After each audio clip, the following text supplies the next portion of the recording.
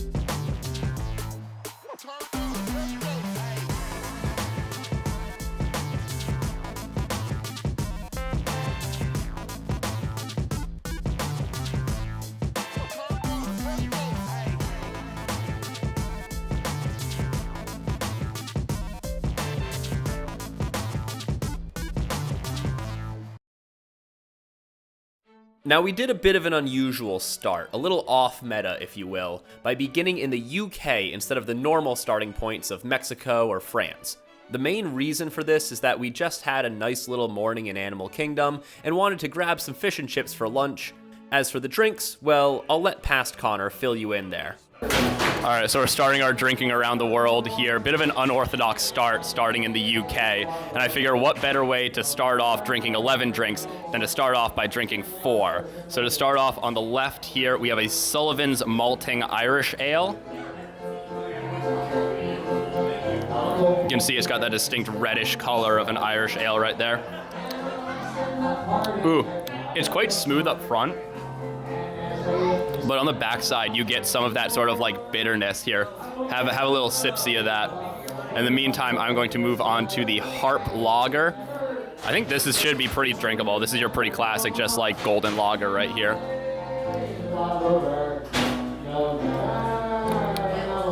Yeah, that's just a relatively cheap lager. That's, you know, not too dissimilar from something like a Bud Light. Or honestly, not like a Bud Light, like a full calorie lager. That's something a bit more like a Budweiser. you know. All right, now this is the English Pale Ale right here. This one looked very pretty when it was first poured out the tap, but it has since settled down into its resting form.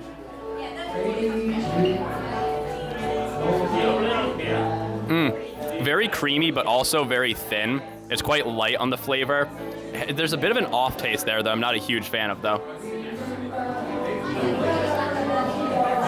And then, of course, UK would not be complete without a bit of Guinness Stout. I've actually still got 2 cans of this back in the fridge at home, but it just hits different when it comes off a tap.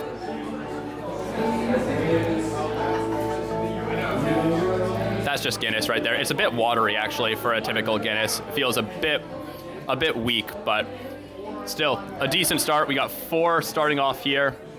Any comments from the peanut gallery? Nothing initially? Awesome. All right. Well, we're going to finish these 4, and then we are going to move on to Canada for the Ottawa Apple.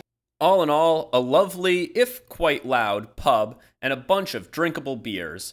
Canada kept the good vibes rolling with some live music, and their pavilion is just beautiful even on such a gray day. Plus, the drink, well, I'll let Past Connor tell you about it.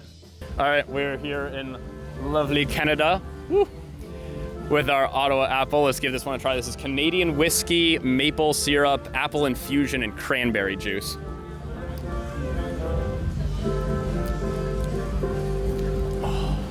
Oh, that's delightful. That's just like, the cranberry juice adds just enough tartness to kind of cut that sweetness from the maple syrup. And then the apple is kind of giving it a little bit of base note to it. It's kind of like forming that underlayer of the drink. I can guarantee this one is disappearing quickly. This is going down far faster than that sampler we had in the UK. So we're gonna get this drink done. We're gonna take a brief break to go on Figment, and then we'll meet back up in Mexico. Okay, so the Figment footage did not survive the edit. That's a story for another day, but Mexico! Now this is where most people either start or end their drinking around the world loop, but we're out here blazing a new path, and so it is our 3rd drink. And honestly, I think Mexico might be my favorite pavilion. It's definitely up there. The pyramid is just such a cool visual, plus the vibes inside are immaculate. In addition to the good vibes and drinks, the inside also contains the 3 Caballeros ride, which is never more than a 5-minute wait and is a nice little way to chill out and rest your legs for a bit. All right, we are here in lovely Mexico in the middle of the temple with the famous avocado margarita. You can see it looks like a Tajín salted rim, I think. I'll have to double check that one, but let's give it a try.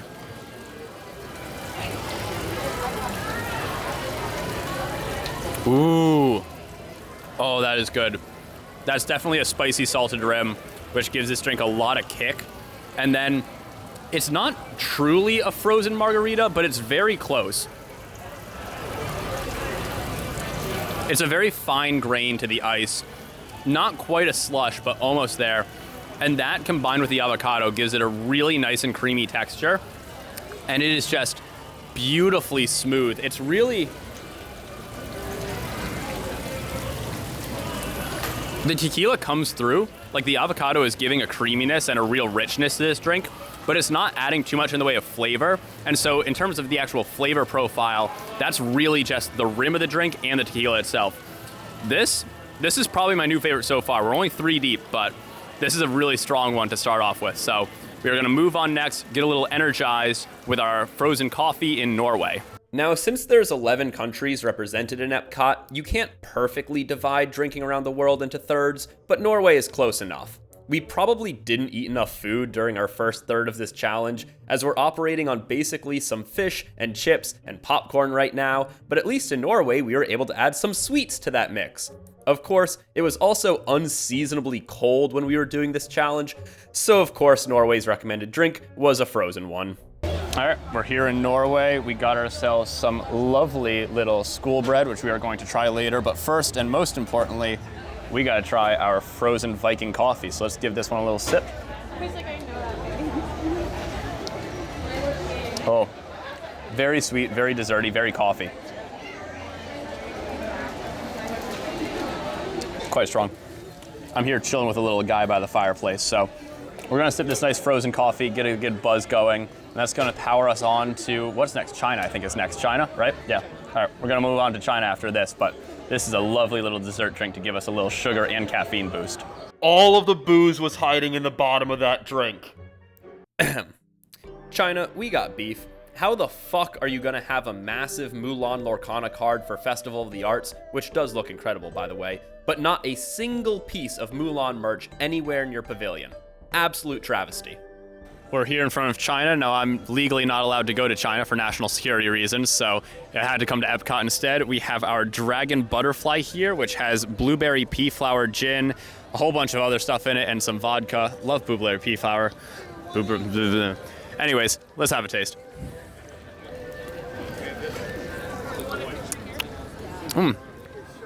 It's certainly a gin-forward drink, but there's enough other things in there to kind of add a bit of character to it. The green tea definitely comes through on this one. Let's try one of the boba. I didn't suck up any of the balls just yet. What did he say?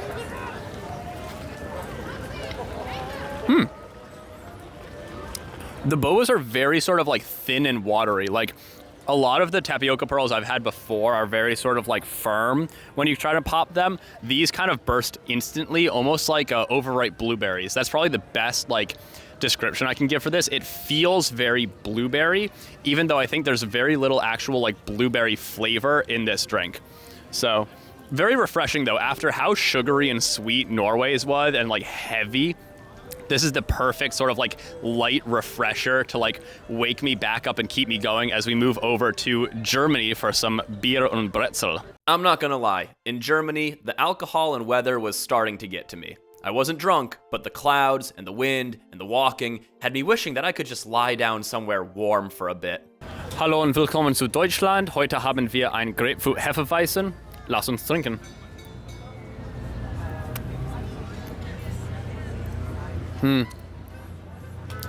Very refreshing. It's definitely like, it's like classic Radler, you know? It's got that grapefruit sort of bite and bitter and like juiciness that it brings. And then the sort of like light, citrusy, kind of almost weedy notes from the Hefeweizen. Classic pairing. Really can't go wrong with it. Got a little beer stein for the whimsy. Next up is, I believe, Italy we've got up next. I do not know what the drink is for Italy, so it'll be a little surprise once I finish this one, but gotta keep it pushing. We're at, I think, almost 5 o'clock right now. Park closes at 9. We've got 5 more to go, I think, so should be able to motor through and finish this off, nice and strong. Storm clouds were on the horizon, both literally and metaphorically, as we made our way over to Italy. Between the rain approaching and my rapidly dropping energy levels, I was seriously considering just calling it quits. Quitting halfway through the Goofy wasn't an option. Once I started running, the only way out was through. But quitting this challenge would have been trivial, just a short half-mile walk to the Skyliner. Hell, I could even finish the challenge and just not record these last few drinks. But Italy, as if hearing my conviction waver, offered an olive branch. A much-needed boost in the form of an espresso martini.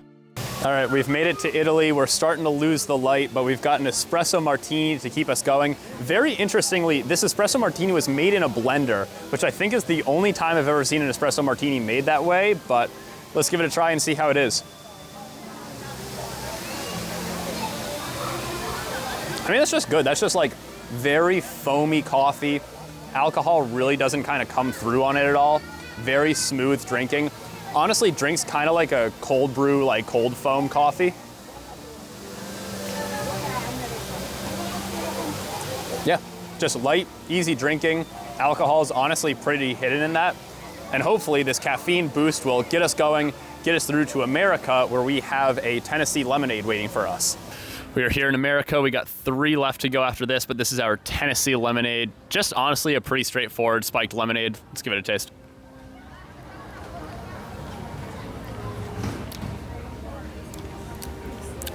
That's bourbon lemonade. Japan was an interesting wrinkle in all of this. I think perhaps the best way to describe it is as a temporary vibe reset, a retail therapy moment, just losing ourselves in a store with a bunch of cool merch. The sun had started going down when we were in the USA, but by the time we got to Japan and got the slush, it was properly dark. Also, this was the first time in the journey where I actually felt meaningfully buzzed. There were little flashes before, but it wasn't until here, drink 9, that it actually started to hit. Part of that is due to splitting a lot of the earlier drinks with my friends. Part of it is due to how leisurely we'd done the rest of it and how quickly we went from Italy to USA to Japan. Part of it is probably due to Disney not making their drinks super strong, but regardless, it had finally hit. All right, we are here in Japan, the land of the rising sun, which is a fucking lie because we lost all our daylight and it is now raining. So we have the violet sake slushy here. I'm not entirely sure what the correct way is to eat this, so I'm gonna try two. I'm gonna scoop a little bit of the shaved ice off the top, and then I'm also gonna take a drink of it. So if we have, I'm a master of my craft.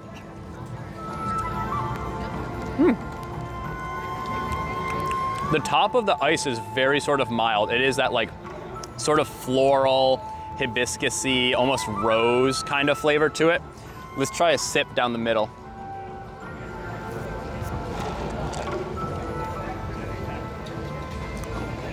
Much stronger and sweeter flavor down the middle.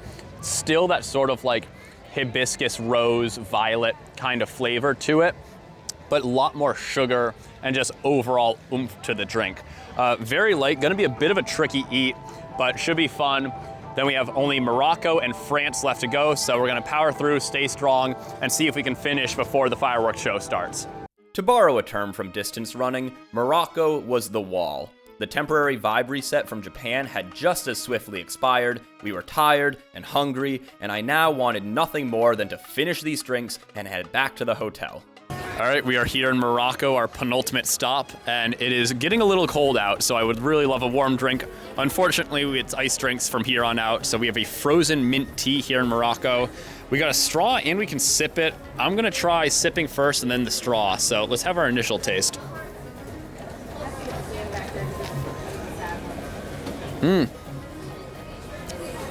Okay, the combination of the mint tea plus the gin, it's really leaning heavily into the botanical notes of the gin, and the mint is so strong in that tea that it's almost doing like a toothpaste kind of thing, where it like kind of creates this peppermint aura in just like your entire mouth.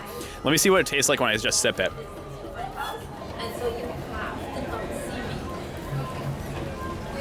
Very similar effect, but just a little bit sweeter. This, honestly, this would be perfect if it was like middle of the day right now and hot. Right now when it's cold, it's a bit less hitting. It feels kind of like I'm getting ready to bed and I'm like taking my mouthwash right before I'm getting ready for bed. So we're gonna finish strong. We're gonna down this frozen mint tea and then finish off drink 11, closing it out in France. God help us all.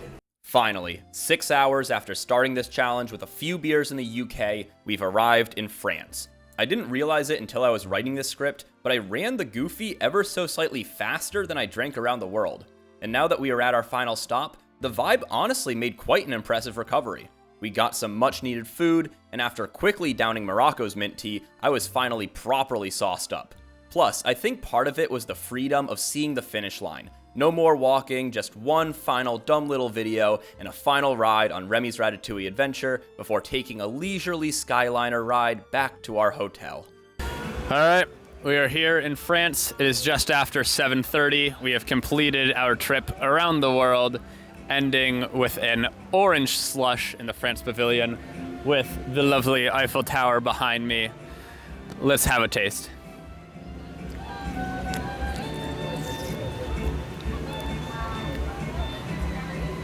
Ooh, very interesting. It's orange, but there's something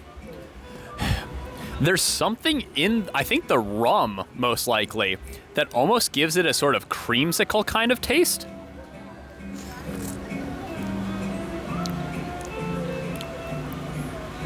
Certainly the orange is the predominant flavor, but there's a true sweetness to it that reads like the vanilla of a creamsicle. I don't know if there's actually anything strictly speaking vanilla in this drink. We invite you to join us for Luminous, the Symphony of Us. A dazzling fireworks spectacular featuring fountains, lights, and original music that celebrates the magic that happens when our voices sound together in a symphony of human connection. We hope you'll join us for Luminous, the Symphony of Us, beginning this evening at 9 o'clock. Anyways, as I was saying before I was so rudely interrupted, there's something sweet in this, and I don't know what. I'm gonna have to look at what they list the ingredients as on the menu, but it gives it almost like a creamsicle kind of sweetness. Well, would I have preferred something warm to end the night on? Certainly. Alas, that is not an option, so this orange slush will have to do. This has been Drinking Around the World at Epcot. 11 countries, 11 drinks. Thank you, and good night. Was drinking around the world as difficult as running the Goofy? Absolutely not. However, it was still a challenge, and most importantly, it was a challenge that I got to share with my best friends. See, when I was recording all of those silly little videos drinking in Epcot, I thought I was recording them for my channel, for the handful of wonderful viewers who like to watch and listen to me yap. But what I realized while editing this video is that those videos were for me, because memories aren't what actually happened, they're the stories that we tell ourselves about what happened. And by making this video and telling this story, I'm making sure that those memories that I cherish so much won't fade.